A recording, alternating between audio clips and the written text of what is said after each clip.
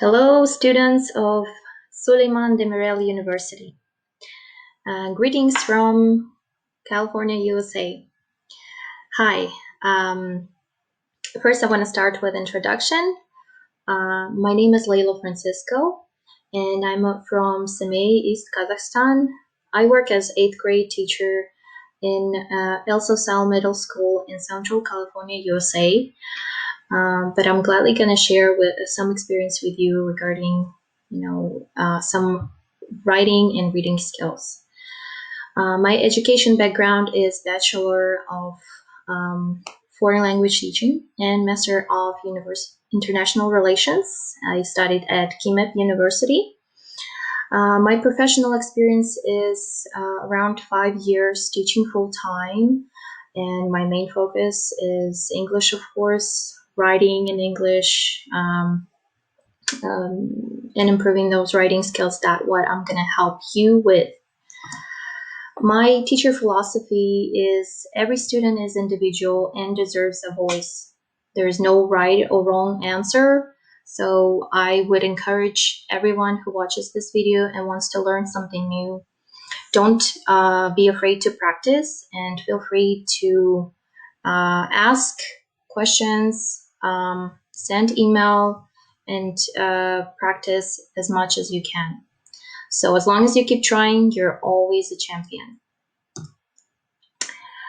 I'm gonna leave my contact email for you guys. So after watching the video, if you have any questions and if you want to contact me, you can email practiceenglishforfree@gmail.com. Okay, so today's lesson is going to be about professional emails, how to write professional emails. So let's take a look.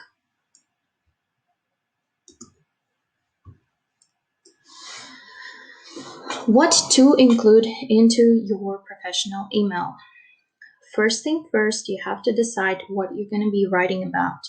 Your subject line should be specific. Do not share any sensitive or personal information like your ID number or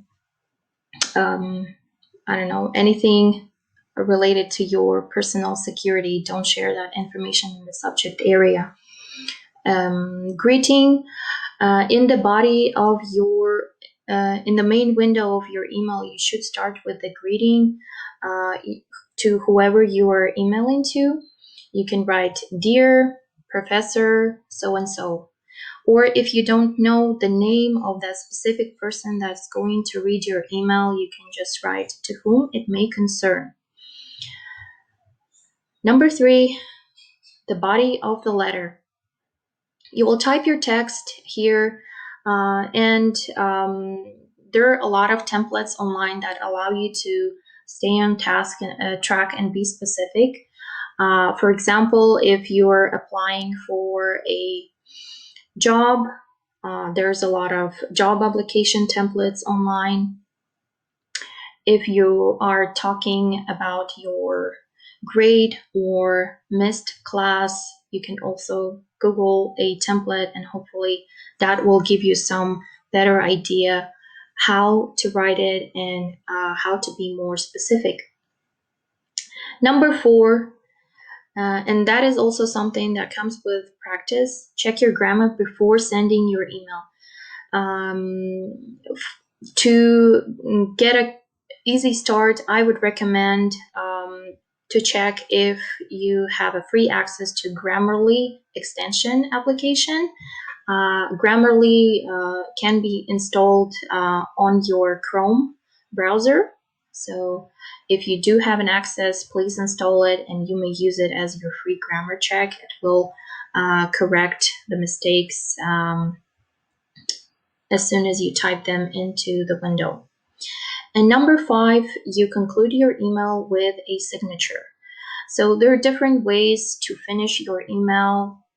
The easiest ones, you usually say, thank you, kind regards, and then write down your name.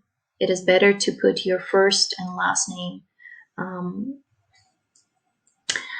But there are many other ways, and some of them we're going to review in this lesson. Okay, what not to include in your professional email. Do not share emojis or any other signs that you would normally use in texting. For example, do not leave any smiley faces, do not leave any multiple question marks, multiple exclamation marks. If you have a question about something, you need to put only one question mark. Okay, do not type with capital letters. That would also be related to number 1. If you're typing the whole text with capital letters, that sounds quite blunt in the text, and usually the capitalized words are used to emphasize the importance of some sort of message. Okay, so try to avoid that.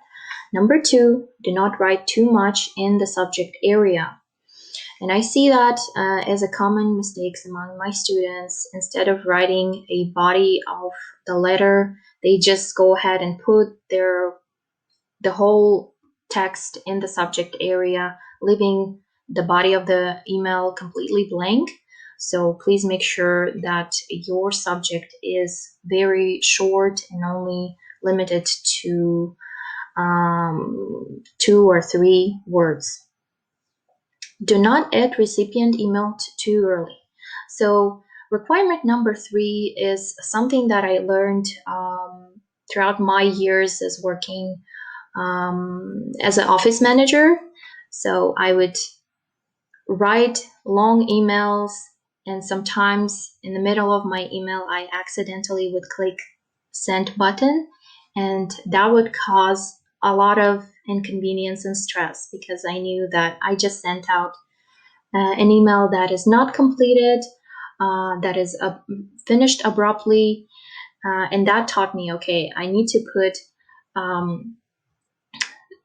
the recipient email last after I proofread everything and after I finished writing everything.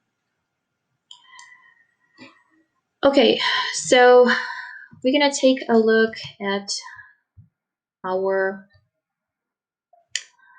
requirements and non-requirements, and then I'm gonna actually show you how to start an email. So here is my email window. We're gonna click compose.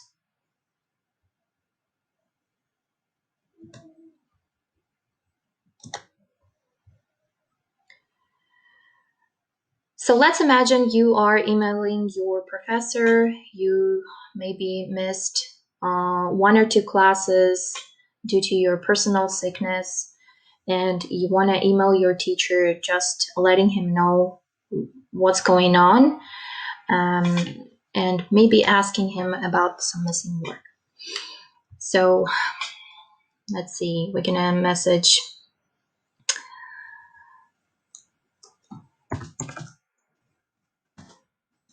missed class on October 9th. And if you know that your professor has a lot of students, you may put your first name or last name in the subject area from student Francisco. Okay. You will start your text here. So, dear professor,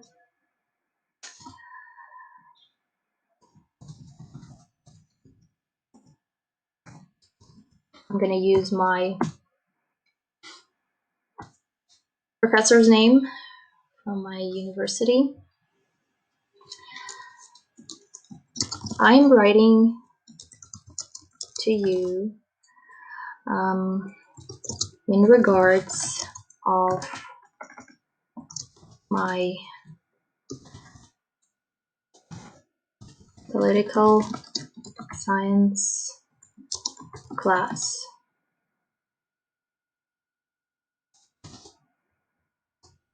I'm writing to you in regards of my political science class. Okay, so you see I already use Grammarly here. Let's be more specific. I'm writing about the absence. Okay. I was absent on October 9th due to personal illness. I have a doctor's note. Okay. Could you please let me know if I can still turn in my essay? Okay, I'm gonna put a blank here.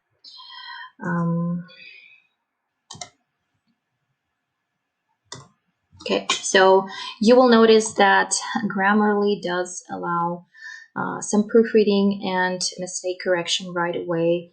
I did it fairly quickly, but if you don't have any grammar mistake correction extensions, that would not show up. So instead, you would probably have to proofread several times before sending your email.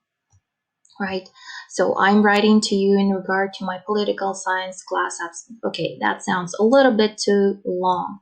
Let's remove the name of the class. I'm writing in regards to my class absence. I was absent on October 9th due to personal illness, and I have a doctor's note. Can I still turn in my essay? And then in the blank, you would write down the name of the essay. And I'm going to conclude my email with the following words. Thank you for consideration. Okay? That would be the most appropriate response phrase. That's a very common phrase. Thank you for your consideration, because professor can decide if he will or will not accept your request on APSID, if he will agree to accept your late work that you didn't turn in. And finally, you finish your email with the following phrase: best regards, and your first and last name. So I have already signature pre-written here because I have went to the setting area and I have saved my signature there. I can show it to you guys in a few seconds. So as you can see, I finished my email. I have my subject area. I did not write down the recipient's name.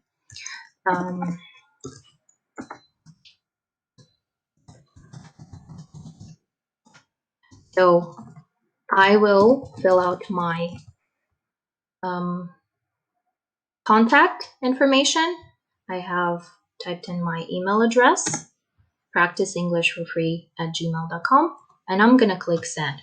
So as soon as you send your email, it's done. You can no longer change it. You can no longer correct it. Okay. So let me quickly show you how to type in the signature into your email. That is an option for people who send a lot of emails and they just want to save time in doing so. In your, you're going to click on the settings.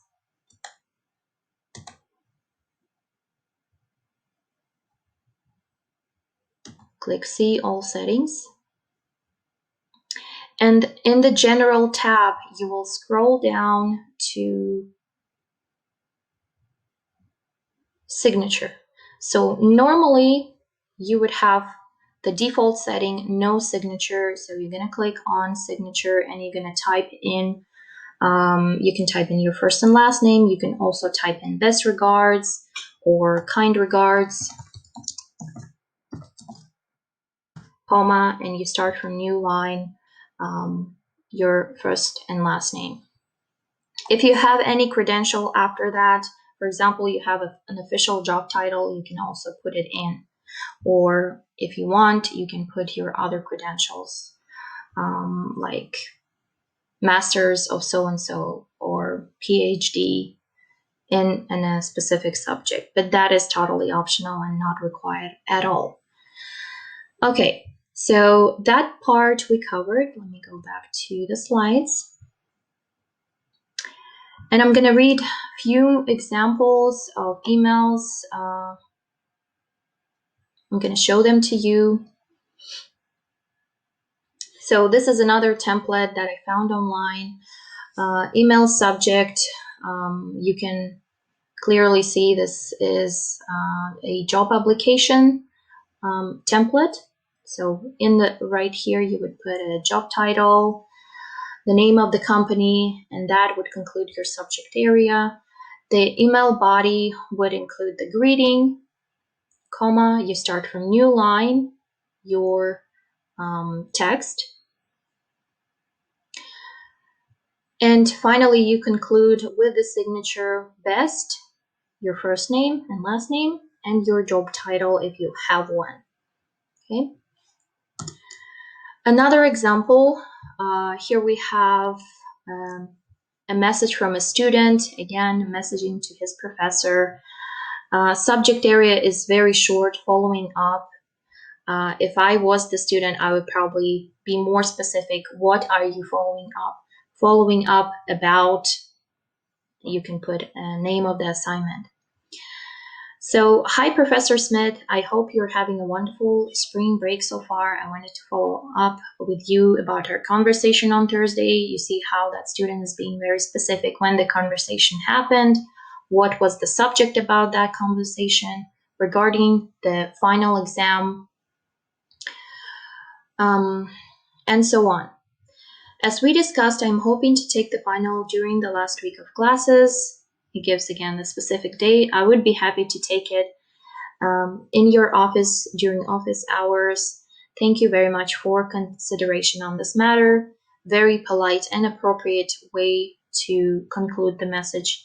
And her signature, Katie Forbes, also known as the very pregnant student in your Tuesday class, smiley face. Well, student finishes with a touch of humor. We learn a little bit about her background, that she's pregnant, and she also leaves a smiley face. I did emphasize the importance of not leaving any smiley faces, but if you know your professor well and you have good relationship, good friendly working relationship, just to finish on a friendly note, you can maybe put one smiley face, but it's totally up to you and you have to decide that on your own. I also want to show you a non-example of an email, and this is a common mistake that some of my students do. So I had an email from Omar. He's a student of mine a few years back. He wrote me an email. The subject was work. And in the body, he wrote this short sentence with all capital letters and misspelled word. You never graded my work, period. Okay. I was a little bit overwhelmed with so many emails that were written inappropriately, and I did message him back just to model how he should properly write an email. So I have greeted him, Omar, that is way out of line. You want to improve your grade, you need to talk to me and show your assignments.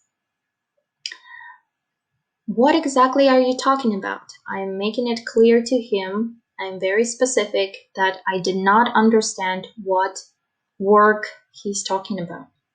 Please do not send this kind of blunt email. Regards, Miss Francisco.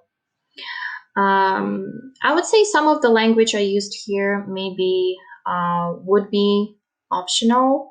I was, in a good relationship with this student, so I was okay to use some kind of language that some people might be offended with, or etc. But anyways, as a teacher, you may also kind of make it clear that There are appropriate and inappropriate ways to do things. Okay, now a task for you students who are watching this video. I have an email prompt for you. Imagine a situation where I would work at your university and I have a job opening for a part-time teacher assistant. Okay, so please read the prompt here. We have a part-time position open for the teacher assistant. We're looking for someone with 3 months of an assistant office manager experience and who is fluent in English. Email me an interview request at practiceenglishforfree@gmail.com. Introduce yourself shortly and explain why would you be the best for this job. So you have a specific task in this email.